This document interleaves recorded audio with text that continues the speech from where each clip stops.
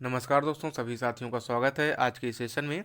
दोस्तों, जैसा कि हमने कहा था आपसे कि जो candidates Indian military academy Dehradun के लिए और बीआरओ की भर्ती के लिए तैयारी कर रहे हैं, उनके लिए जीके का विशेष योगदान है। इंडियन मिलिट्री एकेडमी देहरादून की अगर हम बात करें आईएमए के लिए, तो वहाँ पर 50 नंबर का जीके पूछा जाएगा और बीआरओ के सभी पदों के लिए भी जीके का प्रश्न पूछा जाएगा। बीआरओ के लिए 20 से 30% तक सभी पदों के लिए, और जो आईएमए के पद हैं उनमें सभी पदों के लिए 50 नंबर का जीके पूछा जाएगा। तो यहाँ पर हमने कुछ पिछले वर्षों के प्रश्न आए हुए थे जो उनको करवा दिया है। इससे आपको आइडिया लग गया होगा किस तरह के प्रश्न आते हैं।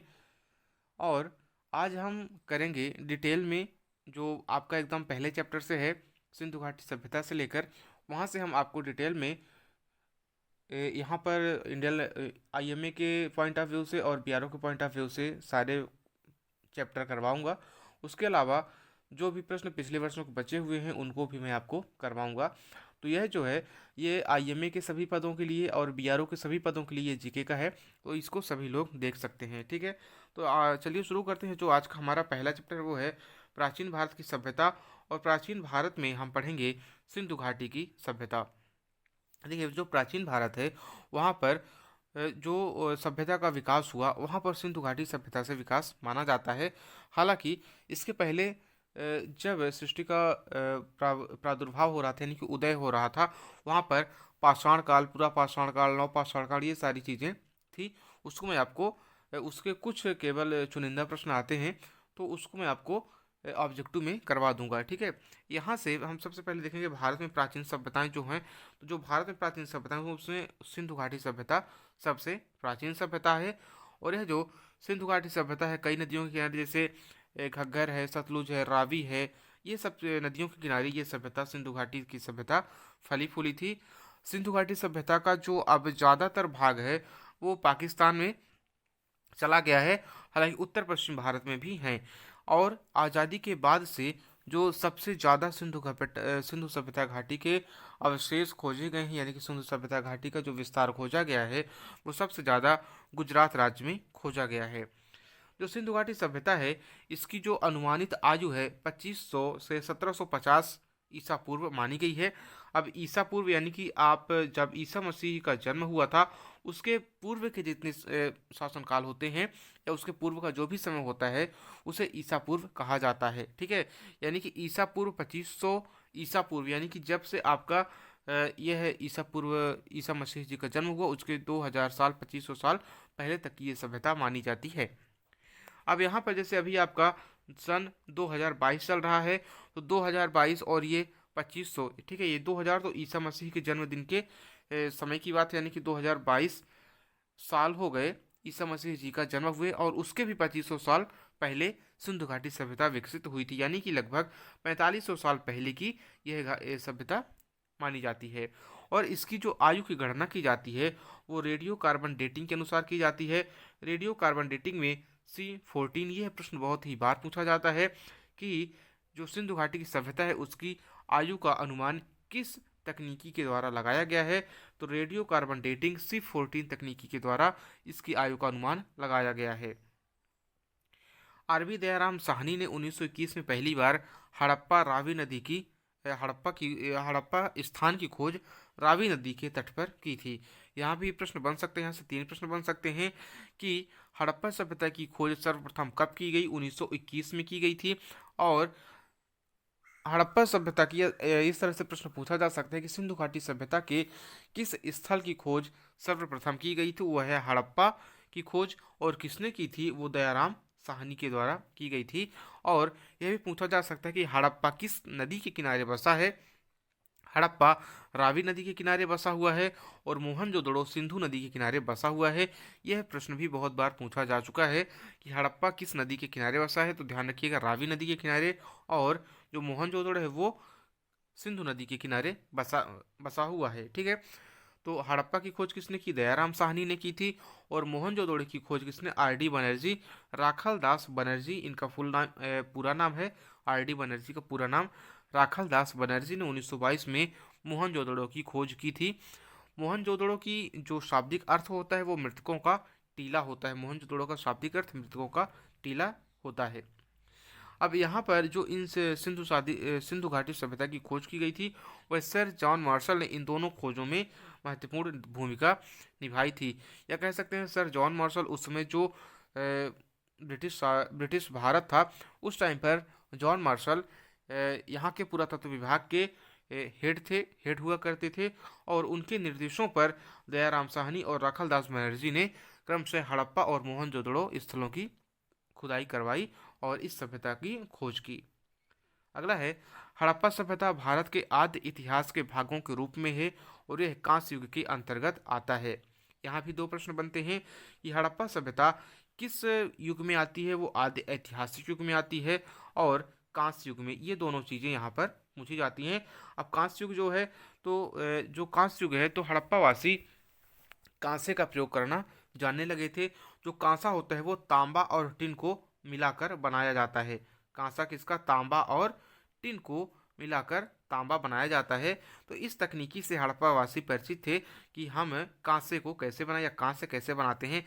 तांबा और टिन की अपेक्षा में यह कांस्य में ज़्यादा मजबूती होती है इसकी, इसलिए हड़प्पावासी कांस्य का प्रयोग किया करते थे और इसी वजह से हड़प्पा सभ्यता को कांस्य युग भी कहा जाता है। इस जो हड़प्पा सभ्यता के लोग थे, तांबा, पीतल, चांदी, सोने के बारे में जानते थे, लेकिन इन्हें लोहे का ज्ञान नहीं था। यहाँ से भी प्रश्न पूछा जाता है कि हड़प्पा सभ्यता के लोगों को किस धातु का ज्ञान नहीं था, तो लोहे का ज्ञान नहीं था। लोहा आपकी एक धातु है। हड़प्पा सभ्यता वासियों को लोहे का ज्ञान नहीं था। बाकी तांबा, पीतल, सोना, चांदी सभी चीज़ों के बारे में जानते थे, लेकिन हड़प्पा वासी लोहे के बारे में नहीं जानते थे। सिंधु घाटी के लोग कपास और ऊन दोनों को उपयोग से अच्छी तरह परिचित थे और यह कपास भी उगाते थे और भेड़ बकरियों से ऊन का भी उत्पादन किया करते थे। सिंधु घाटी सभ्यता की जो पहली कृषि साक्ष्य उपलब्ध हुए हैं वो मेहरगढ़ से उपलब्ध हुए हैं। फिर अगला है, जानवरों को पालतू बनाना, यानी कि सिंधु घाटी सभ्यता के जो लोग थे उन्होंने जानवरों को पालतू भी बनाना शुरू किया था। पशुपालन संस्कृति में महत्वपूर्ण था। ठीक, पशुपालन संस्कृति में महत्वपूर्ण था। इसके अलावा भेड़ और बकरी, कुत्ते, कुबड़ वाली भैंस, हाथी निश्चित रूप से पालतू पशु थे। ऊंट दुर्लभ था और घोड़े के बारे में कोई जानकारी नहीं मिलती है। यहाँ से भी प्रश्न बनता है कि सिंधु घाटी सभ्यता के लोगों को किस पशु के बारे में जानकारी नहीं थी, तो सिंधु घाटी सभ्यता के लोगों को घोड़े के बारे में कोई जानकारी नहीं थी और ऊंट का प्रयोग बहुत ही कम, एकाध जगह, यानी कि बहुत ही दुर्लभ था। ऐसा नहीं था कि ऊंट के बारे में जानते थे, लेकिन बहुत ही दुर्लभ यह था ऊंट, लेकिन घोड़े के बारे में उनको कोई भी जानकारी नहीं थी। और ये जो सिंधु घाटी सभ्यता के लोग थे, भेड़, बकरी, कुत्ते, कुबड़ वाली भैंस और हाथी को निश्चित रूप से जानते थे और उनका पालन करते थे। जो सिंधु घाटी की सभ्यता थी वो नगरीय सभ्यता थी। तो इसका नगर नियोजन जान लेते हैं कि इनका नगर नियोजन कैसा था। यह भी प्रश्न पूछा जा सकता है या पूछा भी गया है कि सिंधु घाटी की सभ्यता कैसी थी, नगरीय थी, ग्रामीण थी, कृषि प्रधान थी या इनमें से कोई नहीं। तो जो सिंधु घाटी सभ्यता थी वो कैसी सभ्यता थी? नगरीय सभ्यता थी। फिर अगला प्रश्न है, विस्तृत शहर की योजना थी इसमें और इसमें ग्रिड प्रणाली का पालन किया गया था। जो घरों को बांटने के लिए या वहाँ पर जो नगर नियोजन था, वहाँ की जो सड़कें थी उनको बांटने के लिए कैसा ग्रिड प्रणाली का उपयोग किया गया था, यह भी एक बहुत ही इंपॉर्टेंट प्रश्न है।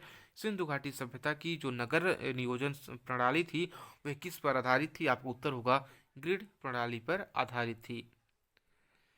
यहाँ पर जो सड़कें थी वो अच्छी तरह से काटी गई थी। अच्छी तरह से काटे जाने का मतलब है कि सभी सड़कें एक दूसरे को 90 डिग्री कोण पर काटती थी। यह भी प्रश्न पूछा जाता है, सिंधु घाटी की सभ्यता एक दूसरे को किस कोण पर काटती थी? वो 90 डिग्री कोण पर काटती थी। यानी कि मान लीजिए कि एक पूरब से सड़क जा रही है पश्चिम की तरफ और एक सड़क आ रही है उत्तर से दक्षिण की तरफ, तो ये कैसा हुआ? 90 डिग्री का कोण हुआ। यानी कि इस तरह की सड़कें सीधी सड़कें हुआ करती थी। सड़क एक बड़े आयत या वर्ग के खंडों में विभाजित थे। फिर अगला है, यहाँ की जो निर्माण सामग्री के रूप में अच्छी गुणवत्ता की पक्की ईंटों का इस्तेमाल किया जाता था। कच्ची ईंटों का प्रयोग बहुत ही कम मिलता है या नहीं मिलता है। यहाँ पर सिर्फ पकी ईंटों का प्रयोग किया जाता था और समकालीन विश्व में अन्यत्र मिट्टी की ईंटों का इस्तेमाल किया जाता था। यानी कि जो भी इस सभ्यता की समकालीन सभ्यताएं थी वहाँ पर सिर्फ पकी हुई ईंटों का प्रयोग किया जाता था। लेकिन सिंधु सॉरी जो यहाँ की समकालीन सभ्यता थी सिंधु घाटी सभ्यता की, जैसे मिस्र और मेसोपोटामिया की जो सभ्यता है वो सिंधु घाटी सभ्यता के समकालीन मानी जाती है। तो मिस्र और मेसोपोटामिया की सभ्यता में कच्ची ईंटों का प्रयोग किया जाता था और सिंधु घाटी की सभ्यता ऐसी सभ्यता थी जहाँ पर पकी हुई ईंटों का प्रयोग किया जाता था। मोहनजोदड़ो में एक बड़ा स्नानागार पाया गया है या विशाल स्नानागार पाया गया है जिसकी माप 12 मीटर गुणे 7 मीटर एवं गहराई 2.4 मीटर थी। सतह के दोनों छोरों पर सीढ़ियां थी जिसके साथ वस्त्र बदलने के कमरे थे। साथ कमरे से बदल रहा है, यह संभवतः धार्मिक स्थान से संबंधित हो सकता है। ये सारी चीज़ें आपको नहीं पूछी जाती हैं, केवल आपको इतना पूछा जाएगा कि सिंधु घाटी सभ्यता में बृहद स्नानागार या विशाल स्नानागार कहाँ मिला है। तो आपको ध्यान रखना है सिंधु घाटी सभ्यता में मोहनजोदड़ो में बृहद स्नानागार मिला है। अगला है कुछ और जो प्रमुख जानकारियां थी उसके बारे में। मोहनजोदड़ो है वो सिंधु नदी के किनारे बसा है, वो दाहिने किनारे पर अवस्थित है। चंदूगढ़ सिंधु नदी के बाएं किनारे पर स्थित था जो मोहनजोदड़ो के दक्षिण में 130 किलोमीटर की दूरी पर था। कालीबंगा राजस्थान में स्थित है जो घग्गर नदी के किनारे स्थित है और ये सदियों पहले सूख चुकी है जो घग्गर नदी है। ठीक है, तो ये प्रश्न भी पूछे जाते हैं कौन सा नगर किस नदी के किनारे बसा है। तो कालीबंगा घग्गर नदी के किनारे राजस्थान में बसा है। मोहनजोदड़ो अभी पाकिस्तान में है, सिंध नदी के किनारे बसा हुआ है। हड़प्पा वो किस नदी के किनारे, वो रावी नदी के किनारे बसा हुआ है। लोथल, यह जो लोथल कहाँ पर है, गुजरात में है और यह खंभात की खाड़ी पर स्थित है लोथल। अगला है बनावली, यह हरियाणा में स्थित है बनावली। अब ये जो बनावली था वो सरस्वती नदी के तट पर स्थित था। सरस्वती नदी को अब विलुप्त मान लिया गया है। अगला है सुरकोतता, यह गुजरात के कच्छ के रण के मुहाने पर स्थित था सुरकोतता। फिर अगला है धौलावीरा, गुजरात के कच्छ में भी है। तो सुरकोतता, धौलावीरा और लोथल ये तीनों ही कहाँ पर हैं, गुजरात में स्थित हैं। लोथल जो है वो आपका सिंधु घाटी सभ्यता का क्या था, एक बंदरगाह था। अगला है प्राचीन भारत में व्यापार एवं वाणिज्य किस प्रकार था। किसी भी धातु की मुद्रा का प्रचलन नहीं था। धातुओं से परिचित थे सिंधुवासी लेकिन धातु की मुद्राओं का प्रचलन नहीं था। यह जो यहाँ इनकी जो मुद्राएं होती थी वो सिलखड़ी की बनाई जाती थी जिन पर कलाकारी की जाती थी और यह जो थे व्यापार वस्तु विनिमय प्रणाली के माध्यम से होता था। ठीक है, वस्तु विनिमय प्रणाली आप जानते होंगे, यानी कि किसी वस्तु के बदले में किसी को कोई वस्तु देना। ठीक है, यानी कि मान लीजिए आप कहीं से किसी दुकान से आपने 10 रुपए का बिस्किट लिया और उसके बदले में उसे 1 किलो या आधा किलो गेहूं दे दिया। ठीक है, तो यह हुआ वस्तु विनिमय प्रणाली, एक वस्तु के बदले में दूसरी वस्तु को देना। वजन और मापने में सटीकता के उपाय हड़प्पा संस्कृति लोथलों में पाया गया। यानी कि जो वजन मापने के अवशेष हैं वो कहाँ से पाया गया, लोथल से पाया गया है। वजन आमतौर पर चूना पत्थर, साबुन के पत्थर आदि के थे और ये घनीय आकार में यानी कि क्यूब की शेप में हुआ करते थे। सिंधु वासियों की जो माप तौल की प्रणाली प्रचलित थी वो 16 की माप की इकाई में थी और लोथल में एक जहाज बनाने का स्थान या कह सकते हैं पोतगाह या बंदरगाह लोथल में था। रंगपुर, सोमनाथ और बालाकोट बंदरों के रूप में भी कार्य करते थे। रंगपुर से ध्यान दीजिए कि चावल के साक्ष्य के प्रमाण मिले हैं, चावल के साक्ष्य मिले हैं रंगपुर से। और ये तीनों ही यानी कि लोथल, रंगपुर, सोमनाथ और बालाकोट ये सभी स्थान सिंधु घाटी सभ्यता के बंदरगाह के रूप में कार्य करते थे। अब आगे देख लेते हैं सिंधु घाटी की सभ्यता किस तरह की थी, यानी कि सिंधु घाटी की सभ्यता को कैसे लिखा जाता था। जो सिंधु घाटी की सभ्यता थी वो लिपि वर्णात्मक नहीं थी, यानी कि जो हम लोग यहाँ पर ये पढ़ रहे हैं जो लिखा हुआ है ये सब वर्णात्मक है। लेकिन जो सिंधु घाटी की सभ्यता थी वह वर्णात्मक नहीं थी, चित्रात्मक थी। ठीक है, यानी कि किसी भी चीज़ को चित्र के माध्यम से दर्शाया जाता था और अभी तक इसके 600 चित्रलिपियाँ मिली हैं जिन्हें पढ़ा नहीं जा सका है। ठीक है, तो यह भी प्रश्न पूछा जा सकता है कि सिंधु घाटी की सभ्यता कैसी थी, वर्णात्मक या चित्रात्मक या दोनों थी या इनमें से कोई नहीं थी? तो कैसी थी? चित्रात्मक थी या चित्रलिपि प्रचलन में थी। अगला है, लिपि को अभी तक पढ़ा नहीं जा सका है, लेकिन विश्लेषण करने से पता चला है कि यह पंक्ति दाएं से बाएं लिखी गई है और दूसरी पंक्ति में बाएं से दाएं लिखी गई है। यानी कि जो हम लोगों की लिपि है वो बाएं से दाएं लिखते हैं हम लोग। ठीक है, ये लिपि हमारी है बाएं से दाएं, और फिर यहाँ पर खत्म होने के बाद यहाँ से फिर शुरू करते हैं। लेकिन जो सिंधु घाटी की सभ्यता थी या सिंधु लिपि थी, वह कहाँ से? दाएं से बाएं, यानी कि यहाँ से शुरू करते थे, इस तरह शुरू करते थे, और फिर यहाँ से ऐसे शुरू करते थे, ऐसे।